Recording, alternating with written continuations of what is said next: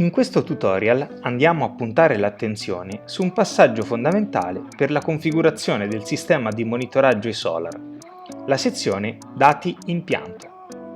Una volta avuto accesso come amministratore ad eSolar, cliccare su Configurazione impianto, quindi su Dati impianto. In questa sezione è fondamentale riportare i dati richiesti in maniera esaustiva, al fine di garantire il corretto funzionamento del sistema di monitoraggio eSolar.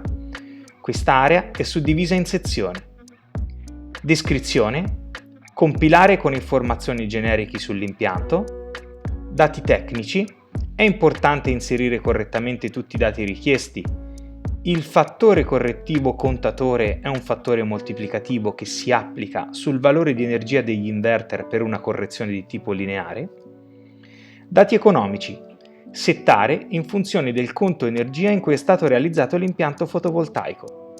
Il quarto conto energia o precedenti permette di selezionare il tipo di incentivazione fra autoconsumo o vendita. Il quinto conto energia enumera, renumera, remunera con una tariffa omnicomprensiva la quota di energia netta immessa in rete dall'impianto e con una tariffa premio la quota di energia netta autoconsumata in sito.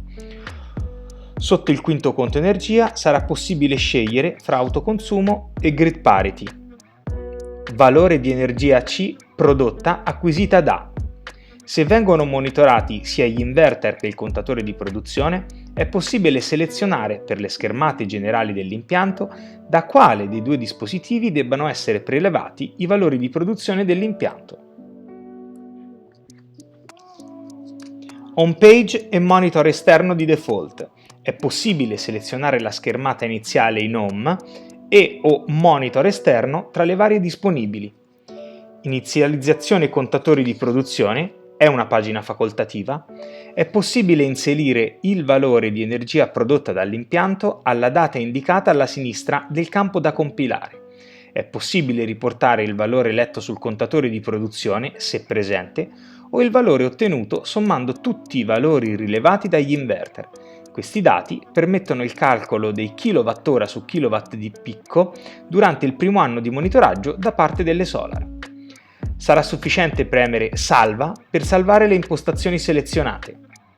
Tutti i numeri decimali inseriti devono essere separati dal punto. Non è possibile compilare in modo parziale i campi delle sezioni Descrizioni e Dati tecnici.